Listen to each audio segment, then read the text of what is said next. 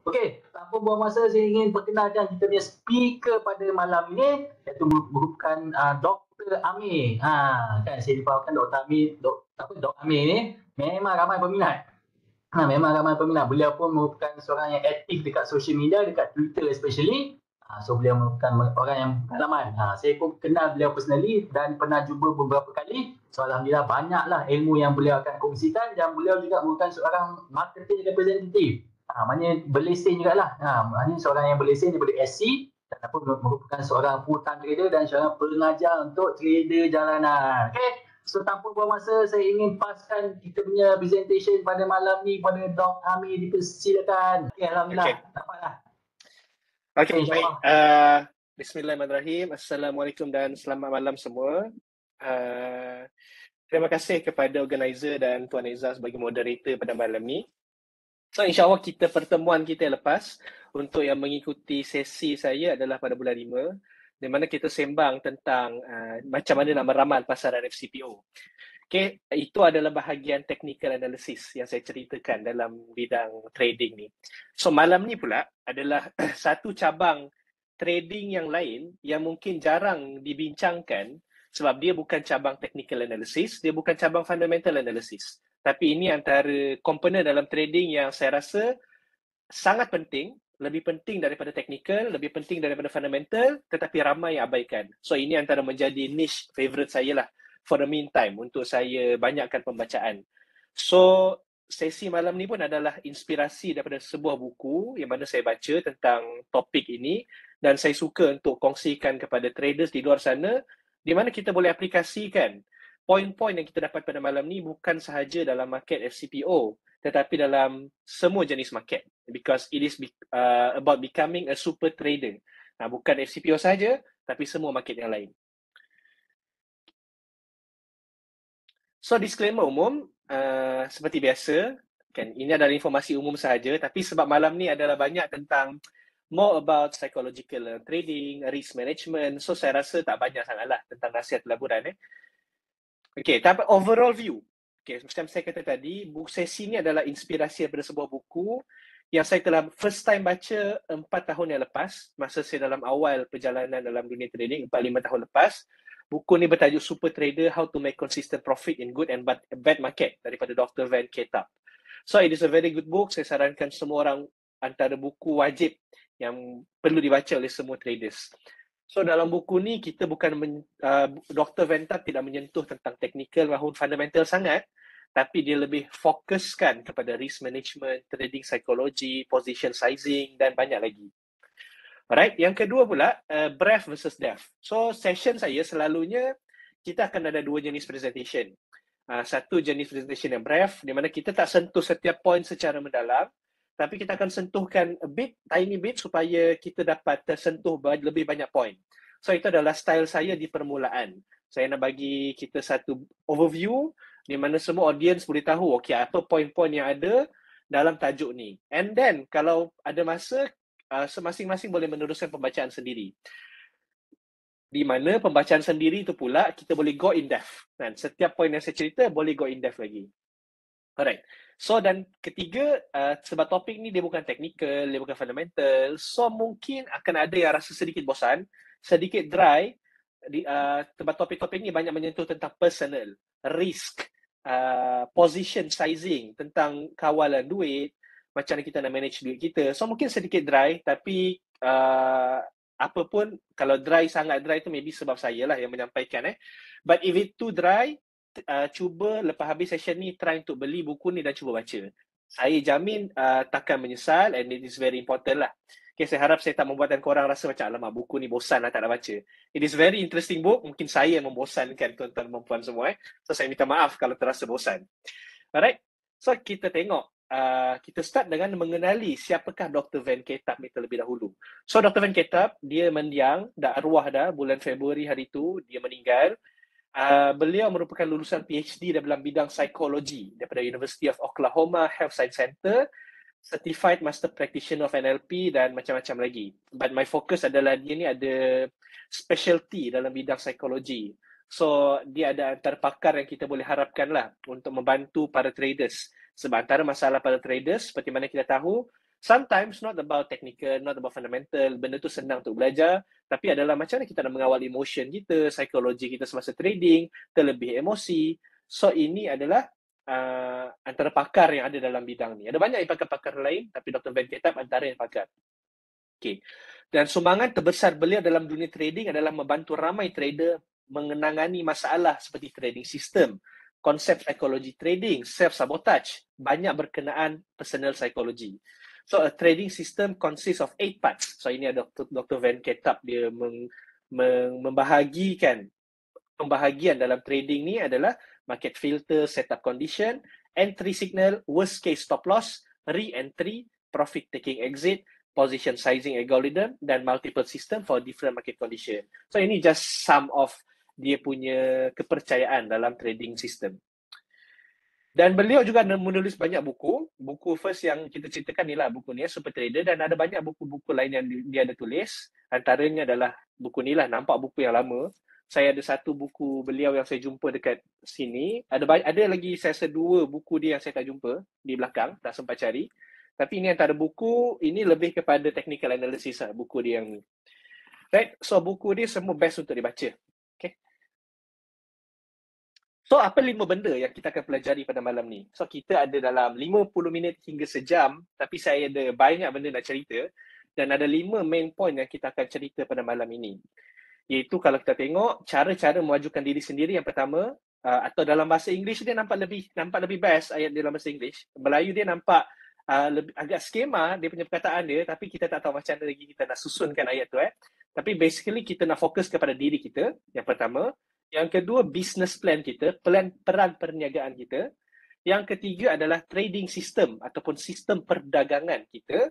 Yang keempat adalah kita nak memahami kepentingan position sizing ataupun macam mana kita nak entry dan exit daripada market. Berapa banyak kita nak beli, berapa banyak nak jual, berapa risiko kita, itu adalah yang keempat. Dan yang kelima adalah macam mana kita nak mengurangkan kesilapan dalam trading kita. So ini 5 komponen utama yang Dr. Van Ketap senaraikan, yang mana kalau kita dapat settlekan semua ni, kita dalam the correct way, the correct path untuk menjadi seorang super trader yang baik. Alright? Dan dia berjaya membuktikan dalam dia adalah seorang coach, dia pun mengajar, dia ada institute dia, Van Ketap Institute, dan dia berjaya buktikan dia menghasilkan ramai student-student yang menjadi seorang super traders. Okay, so kita tengok bahagian pertama, cara-cara memajukan diri kita. So, dalam satu tajuk ni pun ada banyak sangat benda nak cerita. So, saya akan fokuskan 2 hingga 3 poin utama dalam setiap tajuk supaya kita boleh fokus sedikit. Okay, yang berwarna highlight merah tu adalah poin yang saya akan lebih fokuskan dalam session kita. So, okay, bila kita bercerita tentang working on yourself, kan, cara memajukan diri kita. So, ada banyak komponen. Kita akan fokus pada 3 yang utama, iaitu macam mana kita nak buat penilaian diri secara jujur, komitmen dan disiplin dalam mencapai matlamat kita. Alright. So kenapa? Okay, first of all, kita kena faham kenapa buku ni diciptakan. Kenapa buku ni nak cerita tentang diri kita. So kita kena faham dahulu kenapa kita perlu fokus kepada diri kita sendiri. Kenapa kita tak nak bincang pasal technical analysis, kat mana nak beli, kat mana nak jual, berapa banyak untung nak buat. Kenapa kena perlu fokus pada diri kita sendiri terlebih dahulu. So kesilapan ramai traders seperti yang diucapkan oleh Dr. Van Ketap adalah kita banyak fokus, kebanyakan traders, majority, kita boleh tengoklah kawan-kawan kita, orang sekeliling kita, banyak fokus kepada technical analysis. Dan ini adalah kesilapan saya sendiri dahulu. Tapi sejak saya membaca banyak buku-buku tentang trading psychology, kita dapat nampak sebenarnya what really matters in trading, seperti mana dalam gambar ni, adalah tentang risk management dan emotion. Kita boleh tengok kalau di dalam triangle, yang paling atas, yang paling besar tu adalah emosi, kesabaran dan risk management. Itu paling besar. Technical analysis tu adalah benda yang kurang penting berbanding yang lain. Tapi kenapa kita lebih banyak fokuskan masa dan tenaga kita kepada komponen yang paling bawah? Sedangkan yang lebih penting adalah patient, emotion, risk management, which is itu adalah tentang diri kita. Sebab itulah Van Ketap, dia nak fokus pada diri kita sendiri dahulu, sebab itulah komponen yang paling besar dalam trading. Itu yang akan menentukan keberjayaan kita dalam trading, diri kita sendiri. Tapi apa benda yang kita nak fokuskan tu? So itu yang akan dihuraikan. So dia ada cerita dalam part awal dalam buku ni, dia kata, I remember doing a workshop with market wizard at Sekota and Tom Basso. So ini adalah 2 market wizard yang ada diceritakan dalam buku Market Wizard pula. dia ada cerita, mereka bertiga bersetuju yang trading ni terdiri daripada 3 benda. Personal psychology, money management dan system development. Dan orang juga setuju trading psychology contributes 60% kepada keberjayaan dan position sizing contributes 30%, which leave about 10% for system development, that is the technical analysis. Furthermore, most traders ignores the first 2 areas and don't really have a trading system. That's why 90% of them fail. So, benda ni adalah benda evergreen. Daripada dahulu, zaman Dr. Van Ketab berjumpa dengan A.C. Kota, Tom Basso waktu 1990s, sehinggalah sekarang, 2022. Masalah yang sama masih berlaku dalam kalangan traders kerana masih sama juga orang masih fokus kepada system development, technical analysis sahaja, tanpa memfokuskan masa dan tenaga untuk fikirkan dan belajar tentang trading psychology dan position sizing, which is 90% of our trading system actually. Dan sebab itulah kebanyakan daripada kita gagal. So, bila kita nak buat penilaian diri kita secara jujur, kenapa kita nak buat penilaian? Okay. First of all, kita nak buat penilaian tu adalah sebab kita nak tahu diri kita ni, we are at what level. Kita kalau boleh nak diri kita, overall, emotionally, intellectually, bila nak berhadapan dengan market, kita berada pada peak level yang tertinggi. Tapi adakah kita dah berada pada level tu? So, sebab tu kita kena buat penilaian diri kita. So, dia umpama, kita berada di sebuah padang pasir. Kan? Kita macam, alamak, tak ada peta. Padang pasir, sesat. Kita tahu kita nak pergi mana. Kita tahu kita nak pergi, contohlah ke arah ada air, kan? Ada osmos, tempat kawasan air, kita nak minum air. Tapi, kita tak tahu kita ni sedang berada di mana dekat padang pasir tu. Padang pasir luas. Kita tak tahu kita berada dekat west, dekat east, north, south, kita tak tahu. Kita tahu kita nak pergi dekat tempat minum air, kita nak settlekan dahaga kita. Tapi kita tak tahu kita berada di mana. So, kalau kita tak tahu kita ni sedang berada di mana, macam mana kita nak decide kita nak pergi ke mana? Kita tak boleh decide sebab kita tak ada our first location. Kalau dalam Google Map tu, where is our first location? Baru kita boleh tengok berapa jarak kita ke mana location kita nak pergi. So, kita kena pasti dahulu diri kita sekarang berada di mana. So, banyaklah benda nak cerita kan pasal diri kita ni kan. Banyak aspek untuk kita sembangkan tentang diri kita. Tapi antara masalah yang kita boleh fikirkan tentang diri kita adalah masalah perfectionism, complexity, complex. So, saya pick beberapa point yang saya rasa relevan dengan kita lah. Which is, kita rasa diri kita ni, apa yang kita ada, ilmu yang kita ada tak pernah cukup. Benda yang kita dah belajar, kan ilmu daripada kelas yang kita dah belajar, tak cukup lah, alamak, lost lagi lah, alamak, itu pun lost lah. So, kita sentiasa mencari idea yang baru. Sebab kita ada perfectionism, kita nak perfect. Kita ada that complex. Kan? Macam ada orang ada obsessive compulsory disorder. Itu adalah sejenis kompleks yang penyakit dalam psikiatri. Tapi kita juga ada perfectionism, complexity complex. Asyik nak perfect je. Kalau boleh kita tak nak loss langsung. So bila kita tak nak loss langsung, kita pun join lah sebanyak mungkin kelas yang ada, which is bergantung dengan matlamat kita, boleh jadi salah dan tak salah. Saya pun join banyak kelas. Tapi kalau tujuan kita adalah untuk mencari perfect, kita tak akan jumpa kesempurnaan. So, kenapa kita nak sangat kesempurnaan tu, maybe Dr. Van Ketab kata, mungkin kita ada low self-esteem. Kita tak yakin dengan apa yang kita ada. Kan? Sedangkan kalau kita fikir betul-betul, tak ada benda yang perfect. So, bila kita asyik mencari banyak-banyak benda sampai nak perfect, kita tak boleh fokus kepada satu benda yang kita dah ada dan menyempurnakan satu benda yang kita dah ada tu. So, the solution adalah untuk mengenali diri kita sendirilah. Kita kena kenal, kita ni ada masalah tu ke tidak. So, Dr. Van Ketab kata, kalau nak jadi bagus, kita kena cipta cara yang sesuai dengan diri kita sendiri. Dan nak cipta cara tu, kita kena ada kepercayaan. Kita kena ada satu belief. Kena ada objektif dan kita kena kenal diri kita. So, antara benda yang saya teringat tentang perfectionism ni adalah kita tak akan dapat follow sejenis sistem yang sama 100% dengan apa-apa yang kita belajar. Contoh, kita belajar daripada cikgu A, cikgu B, cikgu C. At last, kita kena kenal diri kita dan kita kena masukkan apa yang kita rasa sesuai, setiap sistem tu yang sesuai dengan diri kita dan mencipta sistem kita sendiri. So, itu adalah end goal kita lah. Kita kalau contohlah sistem A tak berjaya, kita tak boleh kata, alamak sistem A ni tak okey lah. Sistem B lah aku nak try. kita kena gabungkan dan cari adunan yang sesuai dengan diri kita sendiri. Sebab setiap traders adalah orang yang berlainan, ada personality yang berlainan, ada emosi yang berlainan. Disebabkan tu kita kena adunkan benda-benda yang kita dah belajar untuk mencipta sistem kita sendiri. Okay? So yang kedua adalah komitmen. Ini tentang diri kita lagi lah, tentang komitmen. So Dr. Van Ketap sebut, profession macam doktor, peguam pun perlukan latihan bertahun-tahun.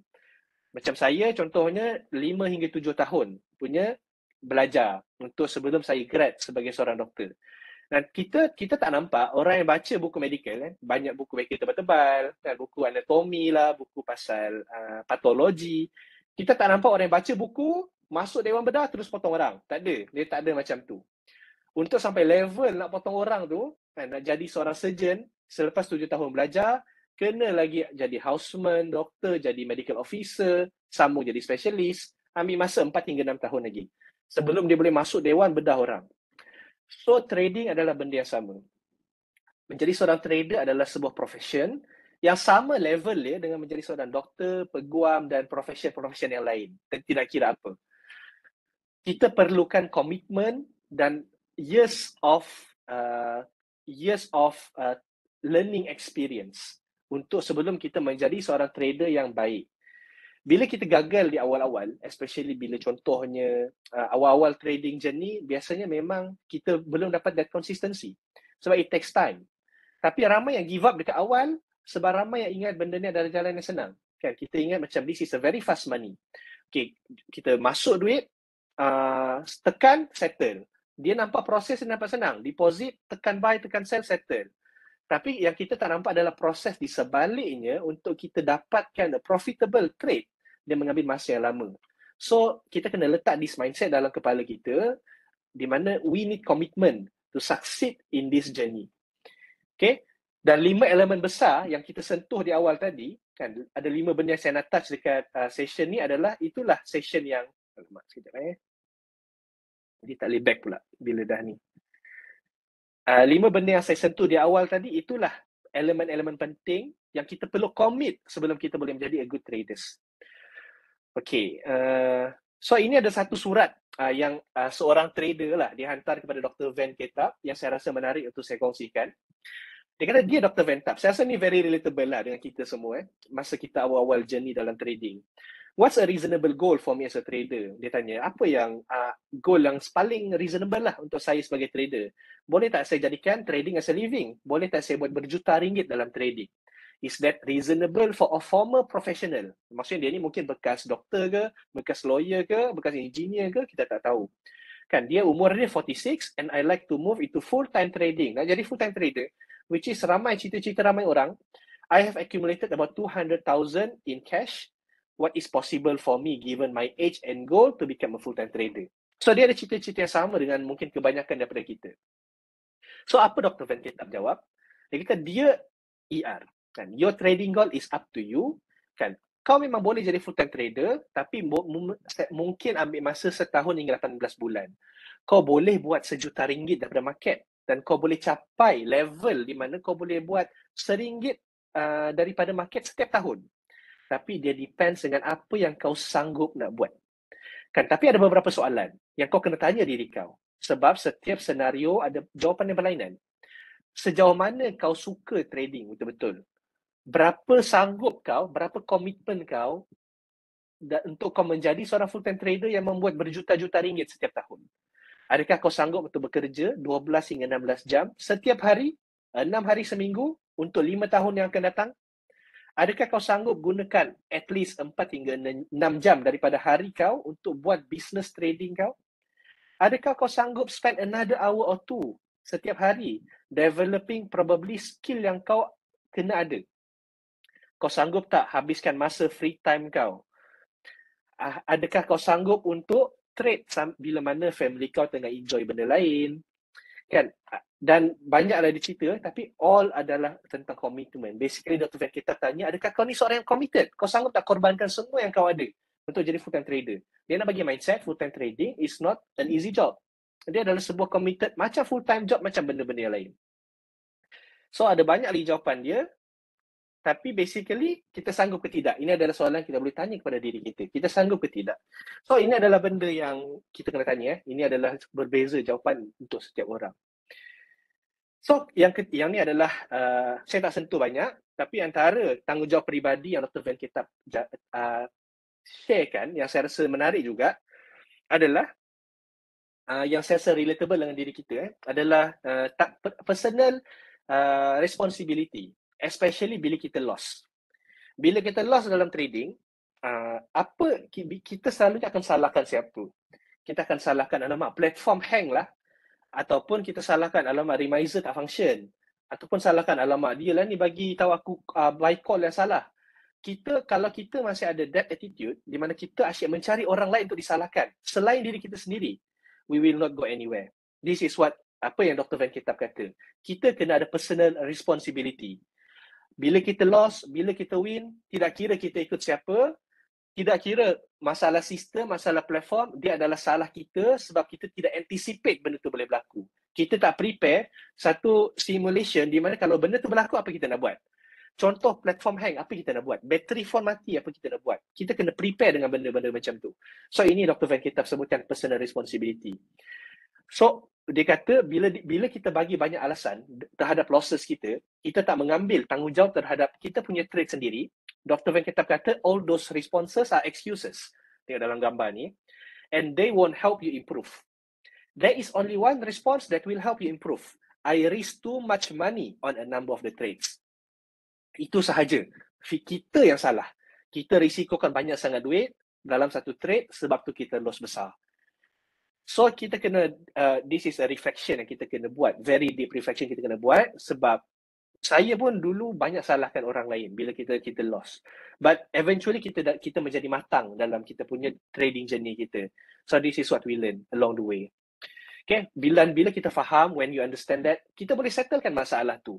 Dan bila kita tak bagi excuse yang lain, kita tidak akan ulang kesilapan yang sama. Dan kita boleh improve from there. Okay, kemudian, okay, kita tulis alasan kita. Okay, ini tak apa. So, disiplin dalam mencapai matlamat. So, kita kena bahagikan. So, again, tentang diri kita, masih tentang diri kita. So, dalam subtopik, macam mana kita nak disiplin dalam mencapai matlamat kita? Apa matlamat kita dalam trading? So, kita kena ada goals dalam trading ni kan. Setiap daripada kita nak ada goals. Contohnya, matlamat umum kita nak dapatkan 50% profit tahun ini. Achievable, especially dalam FCPO. 1 tahun, 1 bulan pun boleh dapat 50%. Very achievable. Tapi macam mana kita nak mencapai matlamat tu? Pecahkan. Apa step-step yang kita nak buat dalam mencapai matlamat kita? So yang pertama, okay, macam mana kita nak capai matlamat 50% kita ni? Contoh ataupun nak dapat 5,000 sebulan. So first kita kena buat adalah kita kena improve trading kita. Kita kena test setiap idea dan analyze sejauh mana kita improve. Kita kena cuba implement idea-idea kita yang top kan, setup kita yang tops. Dan kita kena fokus, this is what we call as a process. So, seperti mana James Clear dalam buku The Atomic Habits, dia ada menyebut, we should focus in the process and not on the goals. Kita perlu fokuskan kepada proses dan bukan pada matlamat yang besar.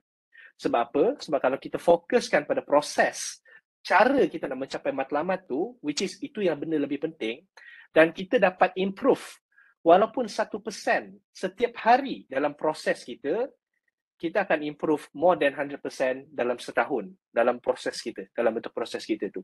So target kita adalah setiap hari kita nak fokus pada proses dan improve even 1% daripada proses kita yang dah ada.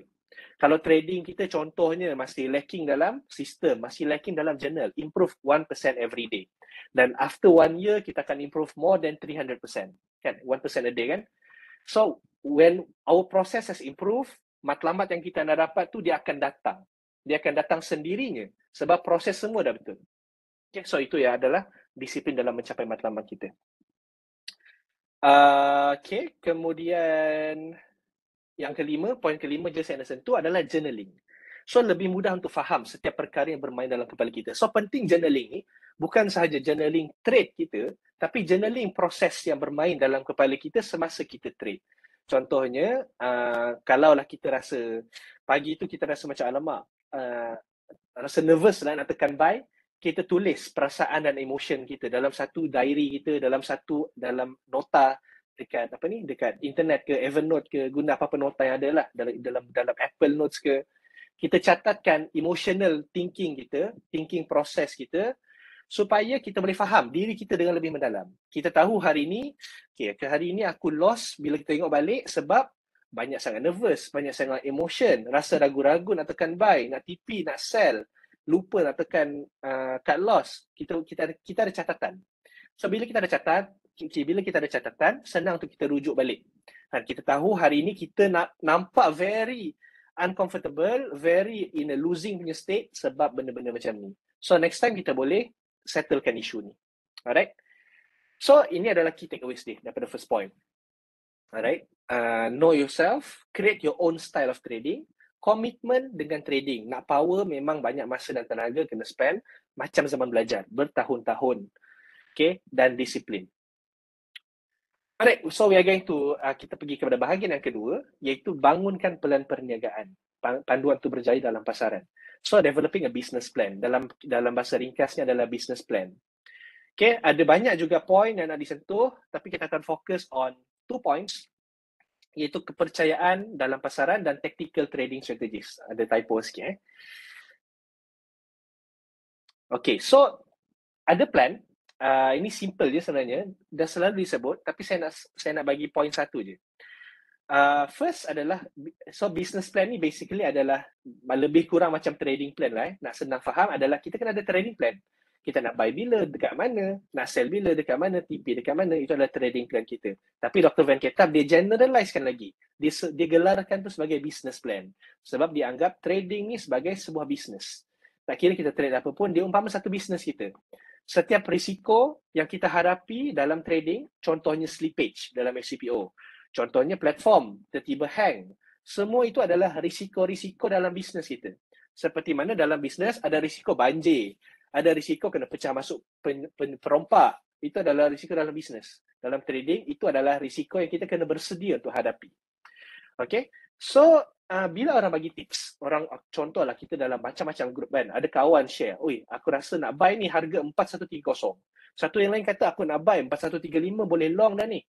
Boleh short ni, ada orang lain kata nak short. So untuk trader yang baru, dia akan bingung. Dia macam alamak, confused. Mana yang betul ni? Nak buy ni ke, buy tu ke, nak sell ke? Dan buy tu okey lagi kan, sama direction. Tiba-tiba ada orang nak sell, ada orang nak short. So jadi confused. So apa yang kita nak buat bila kita nampak tips-tips ni adalah, first kita kena tanya, harga yang diorang nak beli, harga yang diorang nak buat semua tu, adakah dia selari dengan setup kita? Kita nampak same direction ataupun tidak? So, ataupun secara tak langsungnya adalah kita kena ada kita punya setup sendirilah. Nah, kita tak bergantung dengan orang lain, kita kena ada setup kita sendiri, kita kena tahu dulu di mana kita punya cara. Kalau cara kita, di mana kita nak buy, di mana kita nak sell, baru kita tengok orang lain. Orang lain kata macam ni, sama ke tak dengan aku? Kalau sama, okeylah. Kalau tak sama, tak payah ikut. Macam tu je, as simple as that. So, ingat kita jangan follow orang lain punya setup. Sebab itu adalah setup mereka. Diorang ada style diorang sendiri yang sesuai dengan diorang. Kita pula ada diri kita sendiri punya style yang sesuai dengan kita. Kita boleh jadi betul, orang yang jual, orang yang sell boleh jadi betul, orang yang buy boleh jadi betul. Depends dengan macam mana strategi masing-masing. Tapi itu bukan nak fokus itu sangat. Okay, alamak. Kita nak fokus adalah kepercayaan dalam pasaran. Ataupun belief in the market. Apa kepercayaan kita dalam pasaran? What is our belief? Dr. Van Ketap kata, bila kita trade, kita ingatkan kita ni sedang trade the market. Sebenarnya, kita bukan trade the market. Kita sedang trade our belief to the market. Apa maksudnya? Okay, contohnya, kita ada macam-macam belief terhadap market. Antara contoh belief adalah, contoh dalam pasaran saham. Market ni bahaya lah nak invest. Ada orang satu kata macam tu. Ada orang kata, market ni selamat nak invest. Tak ada masalah. Market sekarang dah bottom. Contohnya. Ada orang kata, market belum bottom ni, nak pergi jauh lagi ni. Nak pergi 1000 indeks kita. Yang ketiga, ada orang kata pula, senang je nak buat dekat market. Senang. Trade FCPO ni very easy. Ada orang pula yang kata, alamak, FCPO ni ada jerung kawal lah. Kita tak boleh buat apa-apa. Okay, kita nampak semua statement ni boleh jadi betul. Boleh jadi sekarang bahaya, boleh jadi sekarang selamat, boleh jadi senang, boleh jadi susah. All statement ni kita bukan nak kata siapa betul, siapa salah. tapi semua ni adalah reflection terhadap belief kita terhadap market. Bila kita rasa market adalah bahaya, contoh kita trade saham, kita rasa market ni bahaya, kita tak trade lah. Kita rasa tak boleh lah, market ni sedang bahaya lah, jangan trade. Kita tak trade. Bila kita rasa market sekarang dah okey, kita mencari peluang to trade. So, kepercayaan kita terhadap market, dia akan membentuk kita punya tindakan. Apa action kita? Bila kita rasa FCPO sekarang ni, alamak volatile sangat lah, tak nak trade lah. That is correct as well. Kita pun tak trade. Sebab sistem kita mungkin tak sesuai dengan market macam tu. Ada orang rasa, alamak, market volatile ni. Ini the best time to trade. Pun betul juga. Sebab sistem dia mungkin sesuai dengan market macam tu. So, we have to understand first, what is our belief towards the market. Okay. Kan, contoh macam dalam saham, ada value investing. Ada orang suka trend following. Ada orang suka tangkap pisau. Adakah salah semua benda-benda ni? Tak, dia bukan pasal salah atau betul, dia pasal kepercayaan kita. Kalau kita percaya, kita hanya boleh profit dalam trend following punya style. So, kita akan cari setup yang sesuai dengan trend following punya style. Kalau kita rasa tangkap pisau is the best way, FCPO tengah jatuh, kita buy. Kita kena pastikan benda tu terbukti dan kita cari cara untuk macam mana kita nak dapat setup yang sesuai dengan kepercayaan kita tu. Kan? Sebab semua tu boleh jadi betul. Ada orang profit cara macam tu, ada orang profit cara macam ni. So first kita kena tahu kepercayaan kita apa dan tak ikut orang membabi buta. Kan kita ikut main rempoh je orang. Tak. Kita tahu kepercayaan kita dulu. Apa yang kita yakin dengan market. Okay. Dan antara perkara yang kita boleh belajar daripada top traders in the world adalah diorang bina sistem yang sesuai dengan diorang punya belief terhadap market. Contoh macam Mark Minervini is a trend following traders. Kan? Kalau dia dalam FCPO pun, maybe dia akan trend following. So, dia akan bina sistem yang sesuai dengan dia punya belief kat market. Kan ada mungkin traders B, dia suka jenis tangkap pisau. Dia pun cari style teknik tangkap pisau. Sebab dia rasa itu paling best dalam market FCPO. So, first, what is our belief terhadap market? Okay, itu yang satu point. Itu penting dalam trading plan kita. Kemudian yang kedua adalah kita juga kena tahu cara mencapai objektif melalui position sizing. Okay, so position sizing akan saya akan cerita dengan lebih mendalam dalam point yang keempat, big point yang keempat nanti. Tapi nak ceritanya adalah position sizing bukan sahaja dalam saham, dalam FCPO juga penting. Ini antara komponen penting dalam our business plan. Tapi kita akan cerita lagi mendalam dalam the fourth point nanti. So ini factor terpenting nak bantu kita capai objektif trading kita. Dan kalau kita betul-betul boleh faham benda ni dengan betul-betul mendalam, position sizing ni, this itself akan buatkan kita lebih terkehadapan berbanding ramai traders lain. Sebab position sizing ni, personally bagi saya, pun banyak membantu saya dalam trading saya. Macam mana kita kawal risiko kita, konsep R multiples yang Ventap perkenalkan, which is kita akan sentuh nanti. This is very important even dalam FCPO itself. Okay. So, itu kita akan bincang dalam poin yang keempat nanti. Okay. So, dua poin penting daripada business plan adalah what you believe in the market reflects your decision making. Dan yang keempat, position sizing. We will see more about position sizing lepas ni.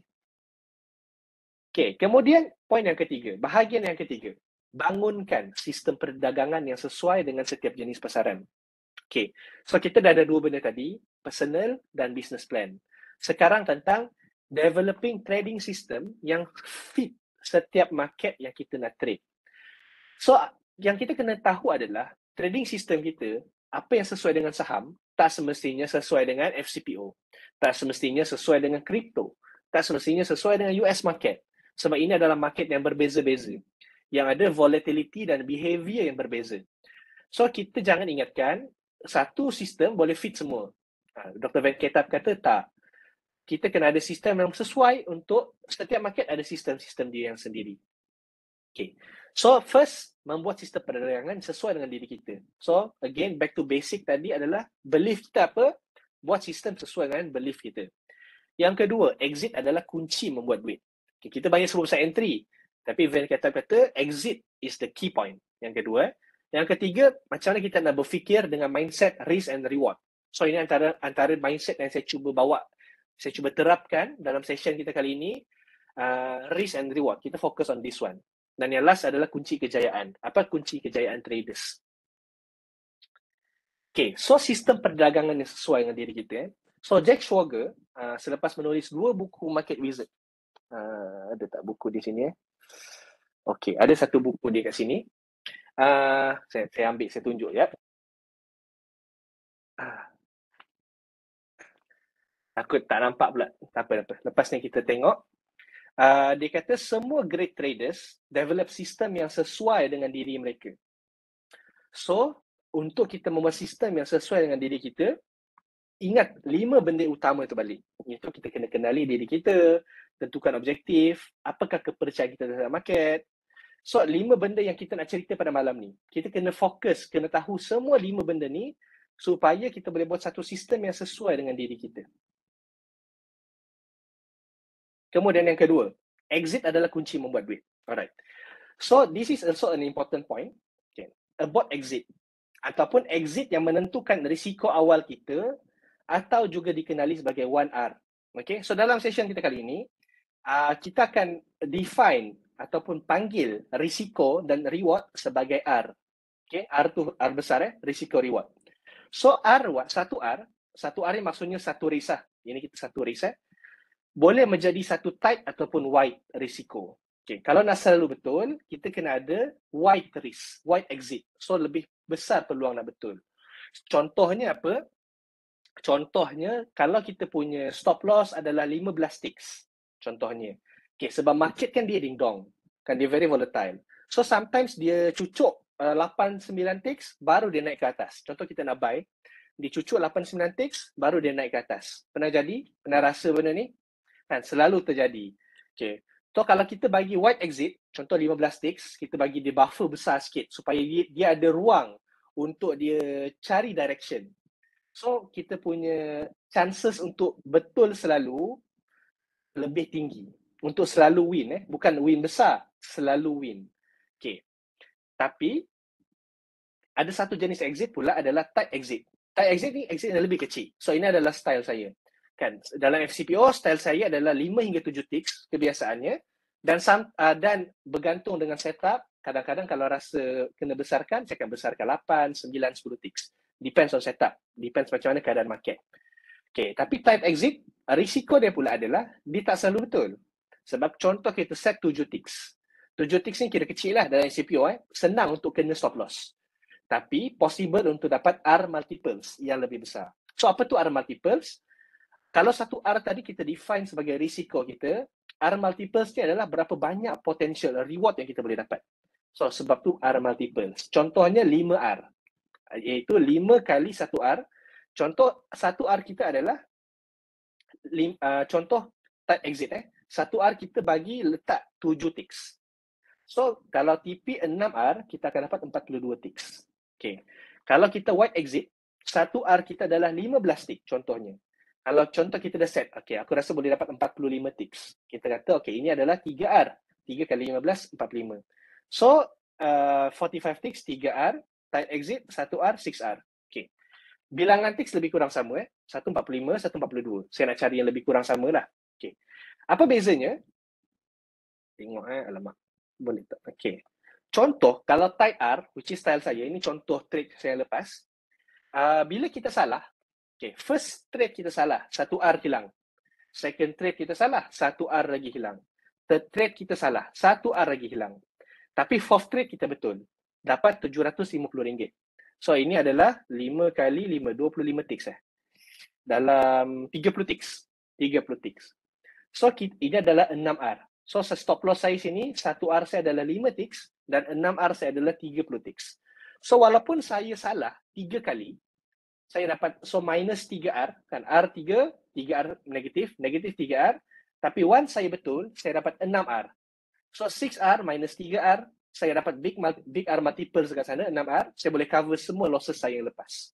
Dan saya silap, tapi R saya kecil, dan risiko kecil. Okay, contoh kita compare pula, kalau kita guna wide exit, R multiple kita akan lebih kecil, iaitu 3R. So kalau kita silap, dalam trade kita, 3 kali straight, kita akan loss 3R, which is 45 ticks. Dan kalau kita win pun 3R sahaja, which is 45 ticks. So net kita akan jadi kosong. So itu adalah perbezaan lah. Mungkin tak berapa nampak sekarang, saya akan tunjuk lebih clear dalam bentuk table dekat akan datang. Okay, alright. Okay, so contoh sini. Kita nak berfikir dengan mindset risk dan reward. Saya nak tengok kalau boleh kasih laser je. Sekejap.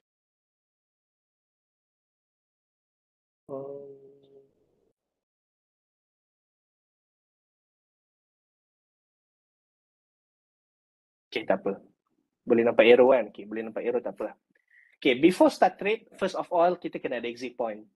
Ini adalah first thing yang kita kena set sebab ini akan menjadi worst case scenario kita.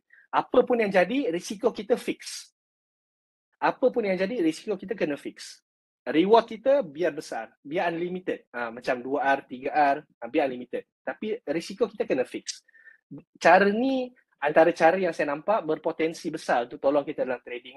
Okay? Ada fix risiko, reward kita boleh fleksibel sikit. Okay.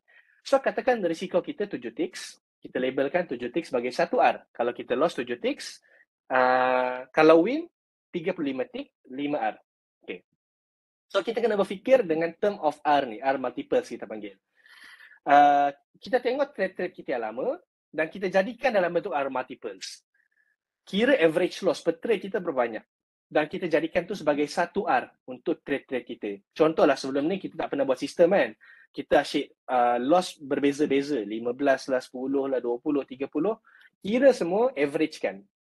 Dan bahagi bilangan trade kita. Buat macam purata biasa. Tengok average loss kita untuk satu trade berapa banyak. Kita anggap itu adalah 1R kita.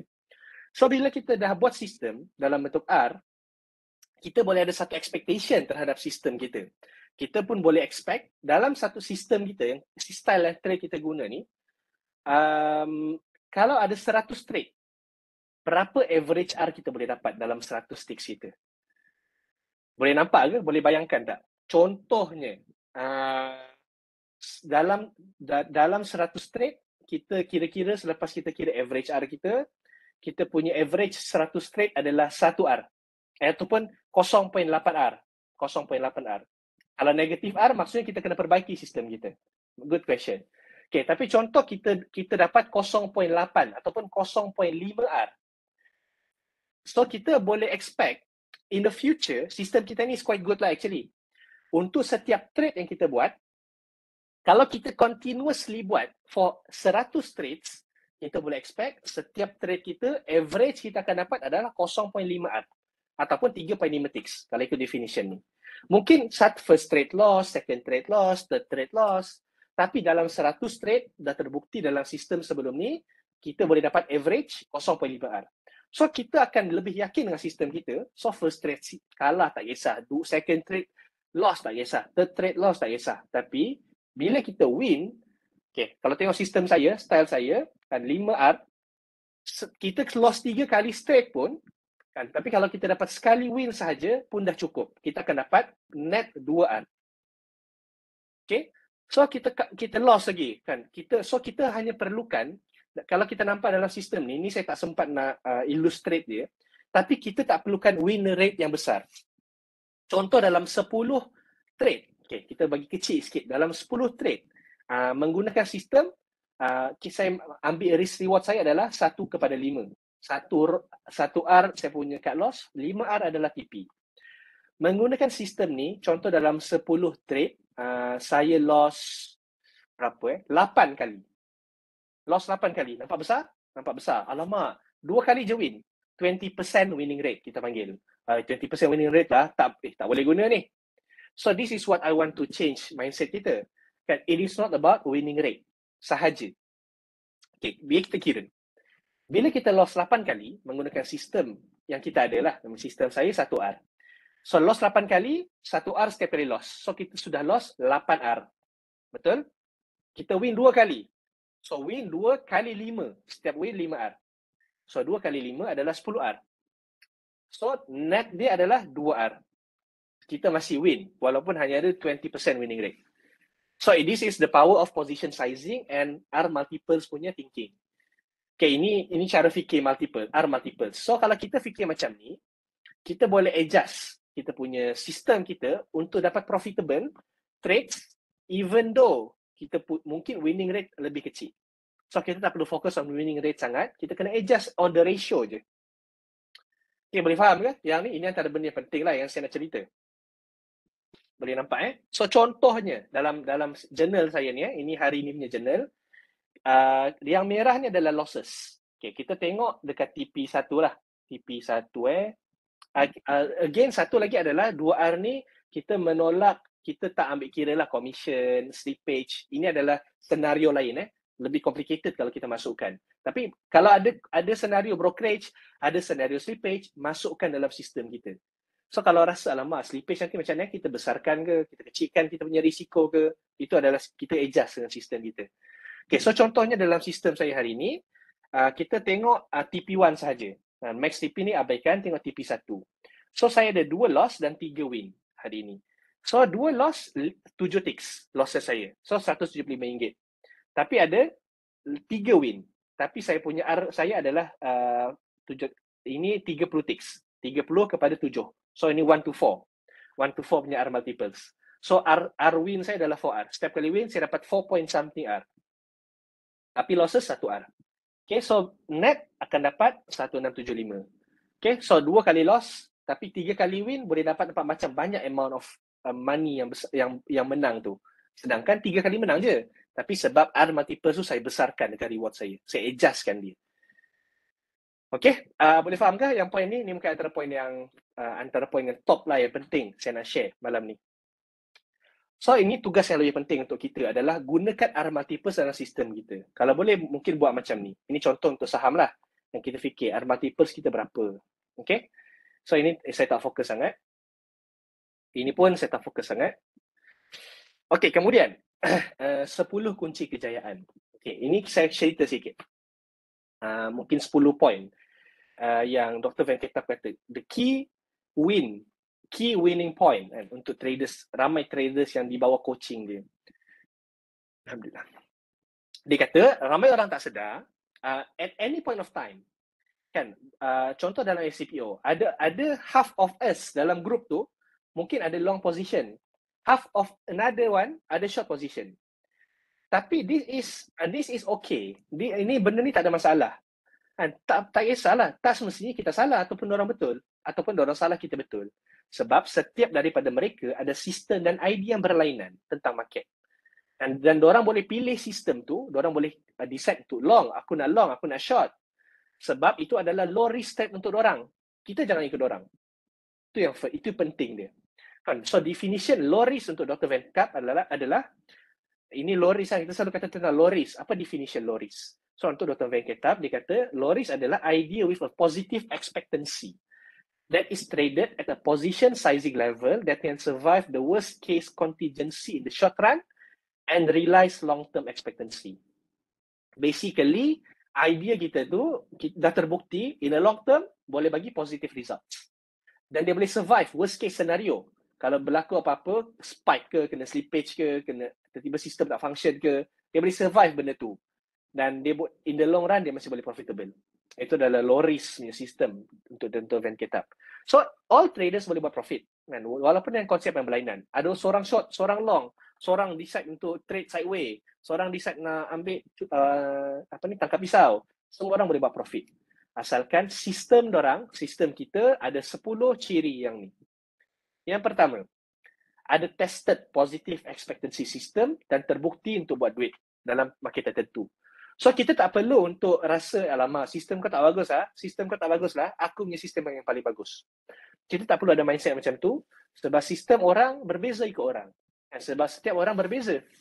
Okay, so kita kena be humble, jangan rasa diri kita hebat dan walaupun contoh kita ada stop loss mungkin besar ataupun stop loss kita kecil, ada orang tak setuju. Itu benda ni adalah subjektif dalam dunia trading. Asalkan dia dah terbukti, it is okay. Yang pertama. So sistem tu juga kena fit traders tu. Dia kena fit kepercayaan diorang. Kalau dia rasa aku percaya dengan trend following market, aku suka ikut trend, cari sistem yang fit kepercayaan kita. Macam saya suka ikut trend. 70% saya suka trend following dalam CPO dan 30% kita mungkin akan cuba cari opposite punya trend. 30 to 20%. So kita kena follow kepercayaan kita. Ada orang tak macam tu. So dia berbeza. Yang ketiga, kita kena faham konsep trading setup kita dan konsep tu hasilkan low risk ideas. Yang ketiga. Yang keempat, diorang faham. Kita kena faham bila masuk satu trade, diorang mesti akan jadi idea kita salah. Dan bila salah, kita kena keluar, exit, we are lost. It's okay. Dan losses kita tu, we define as 1R. Yang kelima, evaluate ratio reward to risk dalam setiap trade kita. So, RRR kita. Kita kena sentiasa kira setiap trade yang kita ambil. Yang keenam, ada business plan untuk guide trading kita ataupun trading plan. Yang ketujuh, ada semua guna position sizing. So, apa position sizing? Lepas ni kita akan cerita. Kan? Kita ada objektif yang jelas dan bertulis. Berapa profit kita nak ambil hari ini? Macam mana kita nak bahagi? Berapa banyak lot nak masuk? Berapa risiko kita? Semua itu termasuk dalam position sizing. Yang ke-8, semua kita kena faham yang performance trade kita adalah hasil daripada personal psychology. Okay, dia bukan semata-mata technical analysis, dia adalah daripada personal psychology dan ambil masa yang lama untuk work on themselves. Dia will take time untuk work on diri kita. But it is okay. Kan? Kita perlukan masa. Develop diri kita, personal psychology kita. Bukan semata-mata technical analysis. Yang ke-9, poin yang saya sebutkan awal tadi. Ambil responsibility terhadap setiap hasil yang diorang dapat. Kita lost, kita win, kita punya salah. Kita punya tindakan. Jangan salahkan sesiapa. Okay, diorang tak rasa bersalah atau malu terhadap hasil diorang. Contoh hari ini saya lost. Nak malu buat apa? Tak perlu malu, that is normal. Semua orang akan hadapi benda tu. Tapi kita kurangkan kesilapan kita untuk improve hasil trade kita.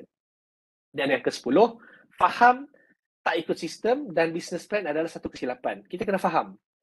Bila kita tak ikut sistem kita, contoh kita kena buy bila dia breakout, contohnya.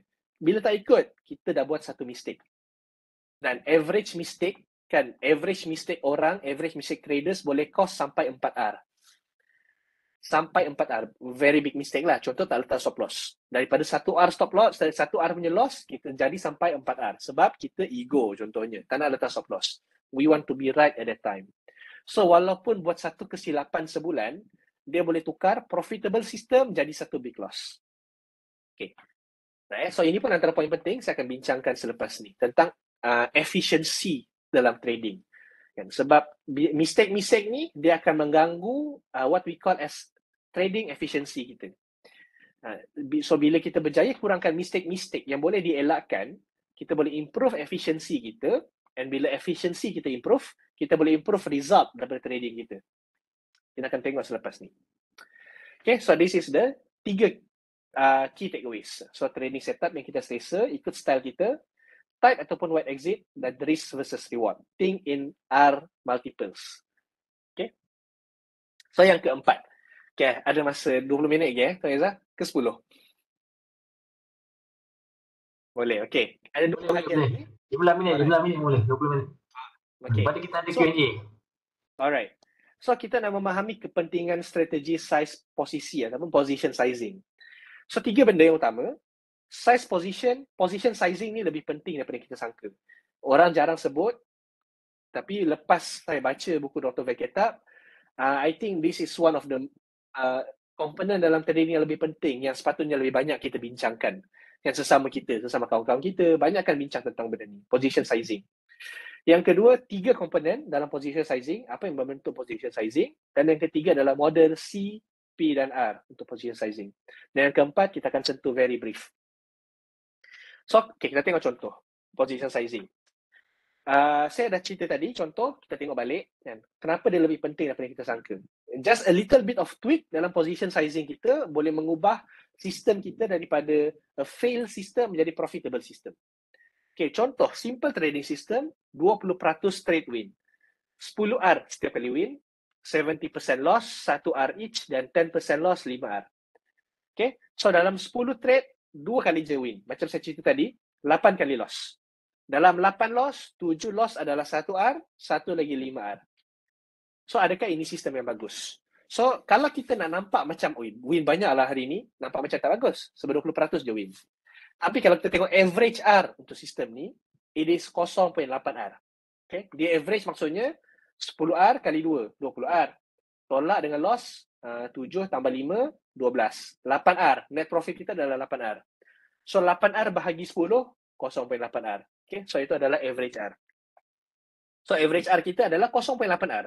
Maksudnya, every trade kita, average kita boleh buat 0.8R. Walaupun ada 1 loss, 2 loss, 3 loss, kita boleh buat 0.8R. Okay. Katakan kita buat 80 trades dengan cara ni sebulan ataupun setahun. Secara purata, kita akan buat 64R, which is sangat bagus. Okay. Contoh kita set, 1R kita adalah 7 ticks, kita akan dapat 308 ticks sebulan. Itu dalam TFCPO lah. So, 308 ticks sebulan dalam 7,000 lebih sebulan. Kalau kita set 1R equals 1% daripada modal kita, ini untuk saham, kita akan dapat 64% pada hujung tahun. So, nampak kecil. Alamak, R je. Tapi benda ni kalau kita betul-betul faham, dia boleh mengubah kita punya sistem. So, ini antara benda yang banyak mengubah sistem trading saya. Saya fikir dalam bentuk ni, so dia dapat improve my trading system. Walaupun nampak kecil. Kita cuba try. Okay. So, mari kita tengok contoh simulation, marble game. Yang Dr. Van Ketap suka gunakan dalam workshop dia untuk tolong orang fahami tentang konsep R multiples. Okay. Contoh kita diberikan 100,000 untuk simulation. Dan semua orang dapat jumlah trade yang sama, 30 trade. Dan hasilnya macam table dekat bawah. Okay. Ambil satu marble, keluar tulis 1R, negatif 1R. Ambil lagi satu marble, dapat positif 10R. Okay. So, semua orang dapat jumlah trade yang sama, 30 trade. Dan kita semua ambil marble yang sama. Okay, let's say kita dapat result macam ni.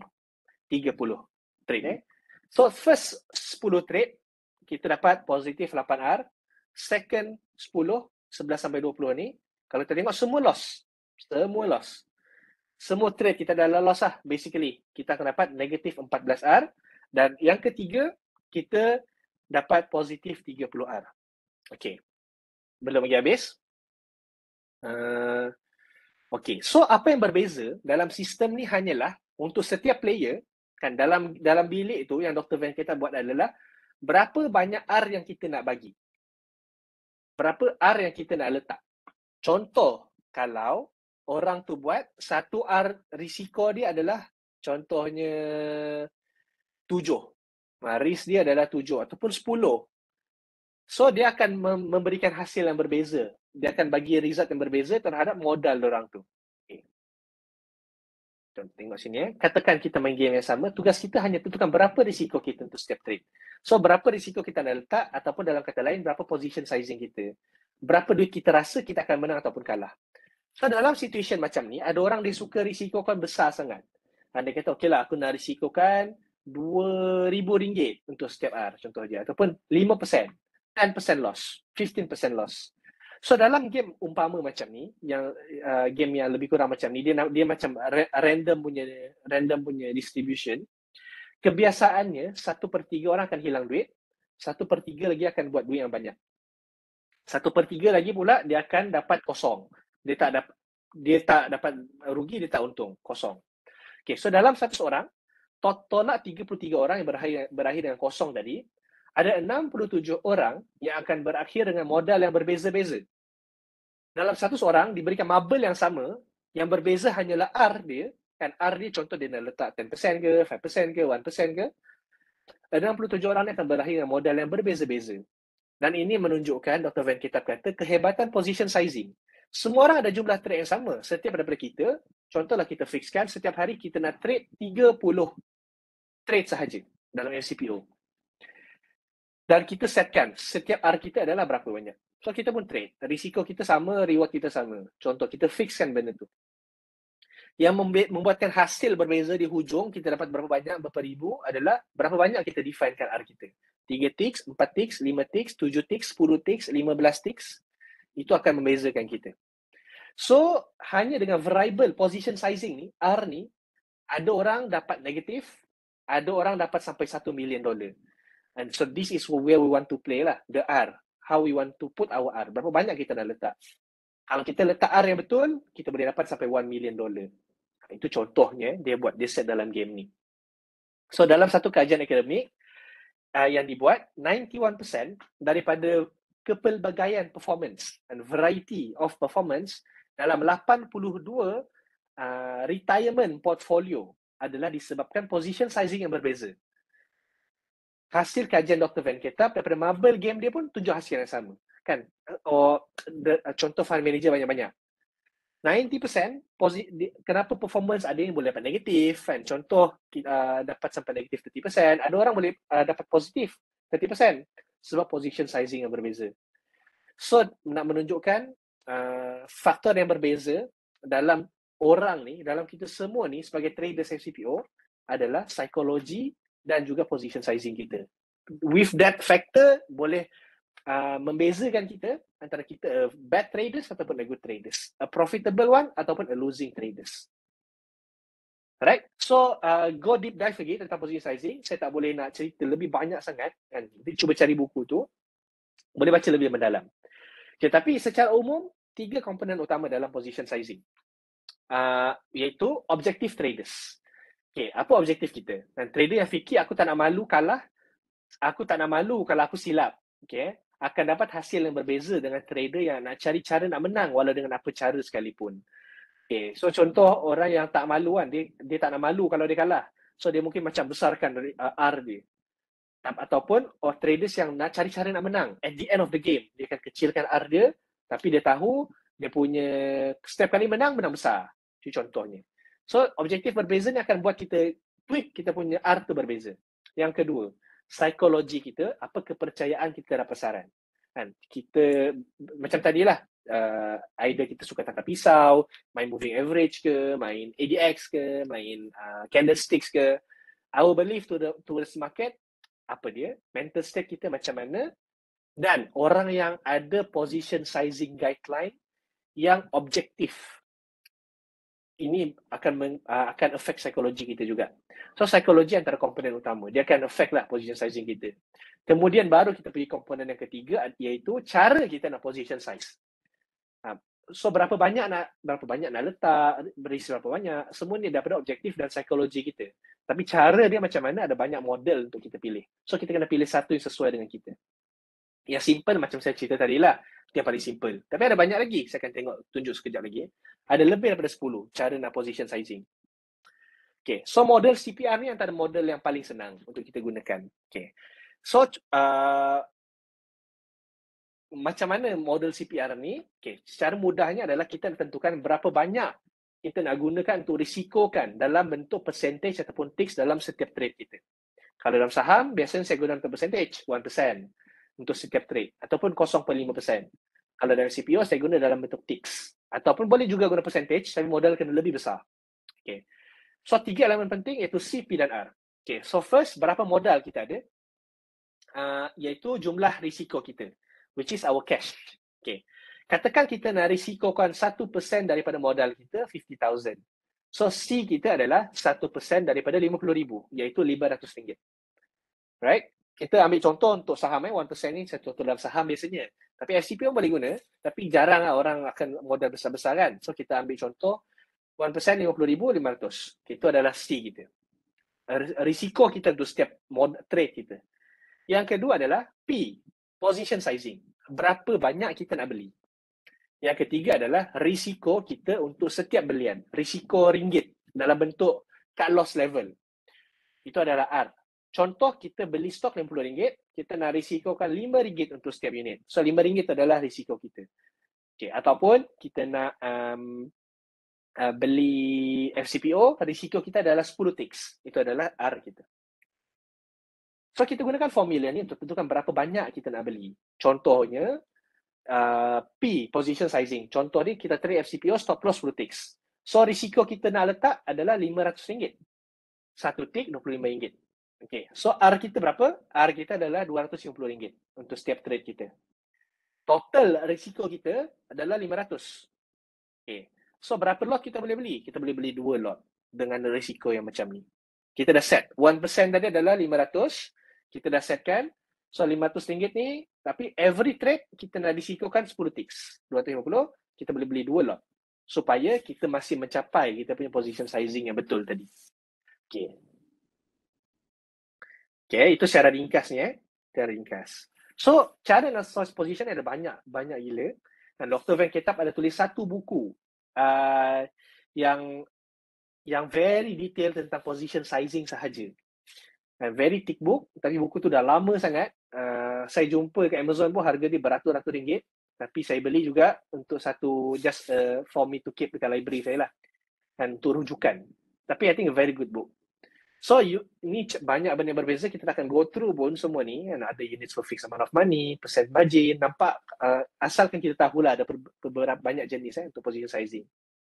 So, ini adalah key takeaways kita. Alright, okay. Dan last kali, macam mana kita nak kurangkan kesilapan dan menjana keuntungan yang konsisten. More ideas for producing optimal trading performance. Okay, so let's see.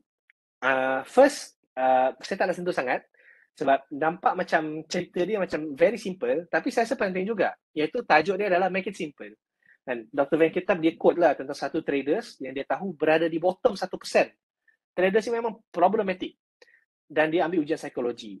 Bila dia tengok masalah traders ni, dan kita kalau nak belajar, kita belajar daripada kesilapan orang lain juga. So kesilapan traders ni yang paling bottom adalah dia ni macam-macam masalah. Stres tinggi, banyak konflik dan sistem dia pun sangat complicated. Dia jadi pening. Alamak, nak guna MACD ke, nak guna RSI ke, nak guna stochastic ke, moving average ke, dia jadi pening. So benda tu membuatkan dia rasa pening sebab nampak complicated. So, Van Ketap kata, make it simple. Dia kata dengan traders tu, make it simple, just buy on breakout. Dan lepas tu, mengubah dia punya kehidupan dia. Just a simple tweak. Kan? Daripada complicated sangat, tukar simple dulu, kalau rasa pening sangat. And saya rasa applicable untuk kita jugalah. Okay? Kemudian, elakkan membuat ramalan dalam pasaran. Which is, ini adalah benda yang saya suka juga untuk cerita. Ramai mungkin antara kita baru je tajuk yang lepas adalah macam dia nak beramal kan dalam SCPO. Mungkin dia nampak ironi dalam sini saya cerita tentang elakkan membuat ramalan, tapi saya dalam mazhab kita dalam technical analysis kita menghormati ada pelbagai cabang dan mazhab dalam technical analysis dan ada mazhab yang bertujuan untuk membuat ramalan. Contoh macam elliott wave, harmonik, kita nak meramal market akan ke mana? Gun cycle, kan yang kita ada cerita sebelum ni. Cuma Dr. Van Ketap secara umumnya mengemphasizekan supaya kita tak, majority traders, kita anggap buat ramalan tu macam benda besar sangat. Mungkin kalau korang nak specialize dalam bidang tu boleh, tapi benda tu tak perlu besar sangat. Benda tu bukan komponen paling penting dalam market. Tapi ramai orang rasa kita ni kena 70% betul meramal, baru boleh macam power. Kalau dapat 95% betul, baru rasa macam dapat A+ dalam exam. Rasa macam tu. Tapi, dan ramai orang rasa, diorang tak boleh betul. Melainkan diorang dapat predict the market. Orang suka predict the market. Bila market nak bottom? Market nak pergi ke mana? Harga boleh capai level ni ke tidak? Kan? Boleh capai 5,000 ke? Boleh capai 4,000 ke? Boleh turun sampai mana? Orang suka nak meramal. So, benda ni adalah benda Dr. Van Ketap tegur. Kan? Dia kata, elakkan. Basically, dia kata benda tu tak penting lah. So, antara klien terbaik Dr. Van Ketap, dia kata ada traders yang buat lebih daripada 50% tiap tahun. So, orang luar mungkin anggap, orang ni mesti tahu market nak ke mana. So, apa jawapan traders di bawah Dr. Van Ketap ni? So, yang first kata, I don't predict the market. And I think it is a dangerous exercise. Itu dia kata. Tapi, dia tak predict market. Macam mana boleh buat 50%? So, trader B pun kata juga, these are just scenarios. Ini just potential lah macam tu. Ini just scenarios. It can go there, it can go there. Tapi the market is going to do what the market is going to do. So dia pun tak kisah sangat pasal market nak ke mana. Basically, diorang just follow their system. Okay, so itu yang kedua. Macam mana kita nak improve kita punya trading system? Ini antara caranya. So macam mana diorang buat duit kalau diorang tak peduli market akan ke mana? Ini 5 benda diorang buat. Follow signal generated oleh sistem. Keluar kalau market prove them wrong. Contoh, diorang rasa, okay, boleh long. Tapi short. Diorang salah, exit, cut loss. Yang ketiga, kalau diorang betul, allow their profits to run as long as possible. So, this is what we call high positive expectancy system. Alright? So, macam saya cuba implement benda dalam sistem saya, sebab tu saya buat 5R untuk profit saya. Setiap kali saya profit, saya TP 5R, loss 1R. Saya cuba besarkan profit saya. Kan? Cari sistem yang boleh besar profit. So itu yang saya cuba implement daripada hasil pembacaan saya. Yang keempat, ada banyak peluang yang mana peluang untuk menang besar lebih besar daripada kalah kecil. Dan yang kelima, faham position sizing dengan 100% keyakinan. So dengan keyakinan ni, diorang yakin untuk terus berada dalam market walaupun diorang silap dan buat big money bila diorang betul. Okay, contoh yang besar, kalau saya boleh bagi contoh adalah yang ni. Contoh ni tadi, saya lupa nak tunjuk contoh, adalah siapa yang perasan dalam trade yang ke-11 sampai ke-12, semua loss. Semua loss. So, kalau kita tak percaya dengan position sizing kita, kita akan goyang. Kita akan rasa, alamak, loss banyak sangat lah. Trade loss, trade loss, trade loss. Kita rasa loss confidence. So, ini maybe benda yang kita boleh cari cara. Macam mana kita nak betulkan confidence kita. Saya pun rasa perasaan tu, saya faham. Tapi kita kena cari cara macam mana kita nak settlekan isu tu. Sebab kalau kita yakin dengan sistem kita, kita tengok selepas trade yang ke-12 loss, kita dapat betul 4 kali 10R, kita dah settlekan semua losses kita tadi. So again, kuncinya adalah pada position sizing yang betul. Losses yang banyak pun tak kisah, 20%, 2 kali betul. Daripada 10 pun tak kisah. Asalkan kita ada position sizing yang betul. So itu cara macam mana traders tu buat make money lah. Dia faham position sizing ni, dia betul-betul faham. Silap 10 kali pun dia relax. Dia tahu kalau sekali betul, boleh settle semua losses ni. Itu benda yang saya cuba buat juga. Dan kebanyakan traders termasuk profesional tak faham perkara ni sebab ramai yang suka buat ramalan. Kita lukis, kita ingat kita boleh predict. Dan Dr. Van Ketap tegaskan yang senada dengan banyak the greatest of all time traders yang lain, it will not work. Faktor penting yang menentukan survivability traders untuk buat duit adalah cut loss short, write profit hard. Kalau dapat profit, write as hard as you can dan manage risk supaya terus survive. Dan kita dah faham benda ni dengan keyakinan yang tertinggi. Dia bukan setakat dengar, oh okey. Kan, dengar okey lah, boleh lah. Macam tu, dia tak jadi macam tu. Kita kena faham, kita kena yakin 100%. Dan benda ni tak datang satu malam, bukan datang satu session ni je. Kena lepas dengar, baca buku, implement dengan sistem, test, kita akan nampak. This is what I did before ni. Dan sebelum ni, trading system saya kacau bilau. Risk multiple saya tak guna, cut loss sesuka hati, TP sesuka hati dan semua kacau bilau. Tapi sejak saya implement benda ni, it improve. Bukan nak kata saya hebat, tapi it improve lah. Saya masih seorang beginner dan noob lagi dalam trading. Tapi this is how I learn and improve my trading. And maybe you guys can try to work it out as well. Menggunakan cara ni. Okay, dan kesilapan dan self-sabotage. Okay, ini banyak juga sebenarnya. Tengok sekejap. Oh banyak ni. Okay, dah. Mungkin dapat warning dah. Masa-masa. Last point. Okay. Penting juga, saya cuba pendekkan. Okay, kita kena define mistake. Kita kena define apa mistake. Apa itu mistake? Mistake adalah apabila kita tak ikut return trading rules kita. Okay, contoh trading rules kita, buy bila pecah moving average ke, buy bila breakout ke kan, contohnya. Ataupun jangan buy kalau emosi. Jangan buy pukul 10.30 pagi, masih awal, tunggu 11. So we have all of us have our own trading rules. So kita kena ada trading rules kita, that first. Yang kedua, kita kena tahu bila kita buat mistake dalam kita punya trading rules. Bila kita tak follow trading rules kita. Okay, antara kesilapan kita boleh buat, benda ni lah. Tak exit bila kena stop loss, risiko banyak sangat, exit awal sangat, tak kita buat sebab emotional kan, FOMO, harga dah spike, kita terlepas, buy terus, buy market. Lepas tu terkena. Okay, itu ada benda-benda yang kita boleh listkan. Okay. Tak keep track multiples, ada banyak mistake Okay, boleh tengok nanti kita screenshot lah. Screenshot tengok apa mistake yang ada. Okay. So, Dr. Van Ketap kata, dia minta traders bawah jagaan dia, keep track dengan mistake yang diorang buat dalam bentuk R. Okay, mistake ni pun kita keep track dalam bentuk R. Contoh, kita masuk sebab emotion, buat untung ataupun rugi. Catat, positif ke negatif R untuk kesilapan kita. So, bila kita dah ada rekod sebulan, kita boleh tengok setiap mistake yang kita buat akan cost kita berapa banyak R. Contoh, dalam sebulan, kita 10 kali kita masuk sebab emotion. Dan bila kita masuk sebab emotion je, kita akan loss negatif 3R. So, sebulan negatif 30R. Kita sebab emosi sahaja. Okay. Okay, itu contoh. So, dalam kes Dr. Van Ketap, ada seorang futures traders bawah dia, ada akaun bernilai $200 million. Dalam 9 bulan, dia buat 11 kesilapan yang cost dia 46.5 R.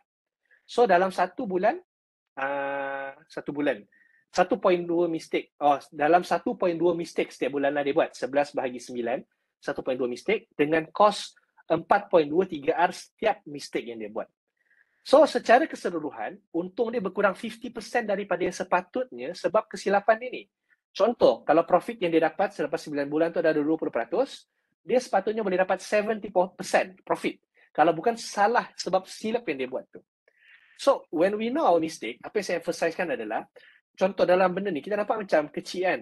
Tapi kalau kita tahu mistake kita apa, kita catat, kita buat dalam bentuk R, kita tahu berapa banyak benda tu cost kita. Kalau kita nampak dia cost banyak kan, macam ni kan, 46.5 R, kita tahu ada masuk sebab emotion, masuk sebab ni, dan kita tahu profit sistem kita actually dah profitable. Kita nak efficient kan. So this is where the words came. This is called efficiency dalam trading. Kita nak improvekan efficiency kita dalam trading dengan mengurangkan mistake-mistake kita. So semakin banyak mistake macam ni, ini adalah mistake yang kita panggil sebagai mistake yang boleh dikawal. Kan? Emotional, main tekan sell, tak ikut rules, benda yang boleh dikawal. Kalau kita boleh kawalkan benda ni, kurangkan kesilapan ni, improve efficiency kita boleh improve kita punya sistem. So, masalah dekat sini adalah bukan masalah sistem dah. Ini adalah masalah mistake. So, kita nak improve mistake supaya sistem kita yang sepatutnya dah profitable menjadi lebih better. Lebih banyak profit kita boleh generate. Okay. So, cara elak dan kurangkan kesilapan adalah yang dipanggil mental rehearsal. Saya ingat dah point last dia, ni point last. So, tanya diri kita. Kita listkan apa mistake yang kita boleh buat setiap hari dan rehearse dalam kepala. Contoh, kalau sistem down, apa kita nak buat? Ready nombor reminder, ready call Philip kan? Ataupun apa benda lah kita set. Contoh tiba-tiba family accident. Kadang-kadang kita akan terlupa. Alamak, kita ada trade dalam kita punya account tapi kita terlupa sebab accident kelang kabut. Rehearse dalam kepala kita supaya sebelum buat apa-apa tekan letak stop loss dulu baru kecau.